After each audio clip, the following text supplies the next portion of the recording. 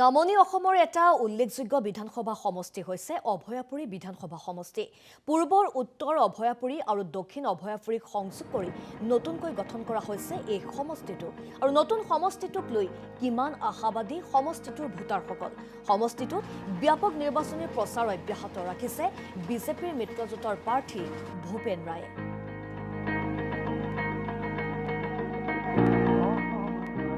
মাননীয় মুখ্যমন্ত্ৰী ডক্টৰ হিমন্ত বিশ্ব শৰ্মাদেৱে 2023 চনত প্ৰথম প্ৰসিদ্ধ শ্ৰী শ্ৰী গণেশ মন্দিৰ দৰ্শন কৰিছিল আৰু আমি তেওঁক আবেদন জনাইছিলোঁ মন্দিৰৰ আন্তৰ্গাঁথনি উন্নয়নৰ কাৰণে।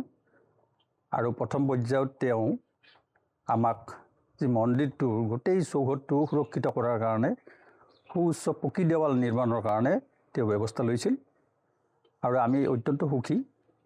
এইটো যোগেদি আমাৰ মন্দিৰটো সুৰক্ষিত হৈ থাকিব আৰু উন্নয়নৰ ক্ষেত্ৰত আমাৰো এতিয়া আন্তৰ্গাঁথনিৰ আন উন্নয়ন কৰাৰ ক্ষেত্ৰত আমি এটা সুযোগ পাম।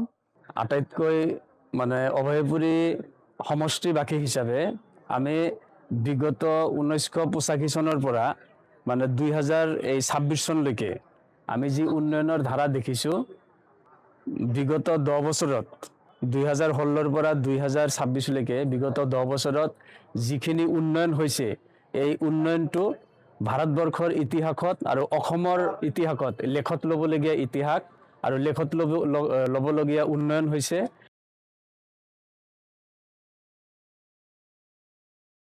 ভাৰতীয় জনতা পাৰ্টীৰ যিখন চৰকাৰ, সেই চৰকাৰখনৰ যি কাম কাজ, সেই কাম কাজত আমি যথেষ্ট সুখী।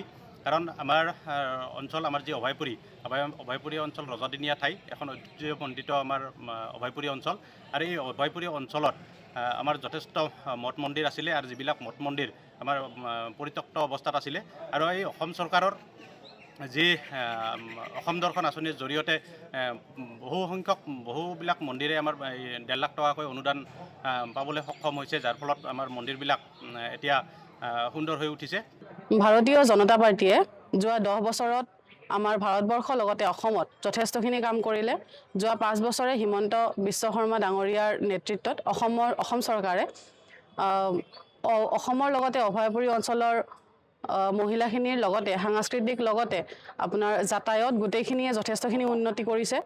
যেনেকৈ আপোনাৰ ক'বলৈ গ'লে মহিলা উদ্যমিতা আঁচনি, লগতে অৰুণোদয় আৰু নিযুত মইনা আঁচনি, আৰু আমাৰ অভয়পুৰী অঞ্চলৰ যিটো আমাৰ কলেজৰ আগৰ পৰা চেনিখোৱালৈকে ৰাস্তা আছে, সেইটো ৰাস্তা, লগতে আমাৰ অভয়পুৰীৰ যিটো আমাৰ চিকিৎসালয় আছে, সেই তাৰে 200খন বেডৰ নিৰ্মাণ কৰা হৈ আছে বৰ্তমান। আমাৰ ধৰ্মীয় ক্ষেত্ৰত, আধ্যাত্মিক ক্ষেত্ৰত বৃহত্তৰ সৃজনগ্ৰাম অঞ্চলৰ এখন সত্ৰ তথা শ্ৰী শ্ৰী ৰঘুনাথ বিগ্ৰহ মন্দিৰ সত্ৰত চৰকাৰ গঠন হোৱাৰ পিছত যোৱা 2024 চনৰ ডিচেম্বৰ মাহত অসমৰ সন্মানীয় মুখ্যমন্ত্ৰী ডক্টৰ হিমন্ত বিশ্ব শৰ্মাদেৱে এইখন সত্ৰত তেখেতে 6 কোটি 20 লাখ টকা দি এই বৃহত্তৰ অঞ্চলৰ আধ্যাত্মিক ক্ষেত্ৰখনত এক যথেষ্ট অৱদান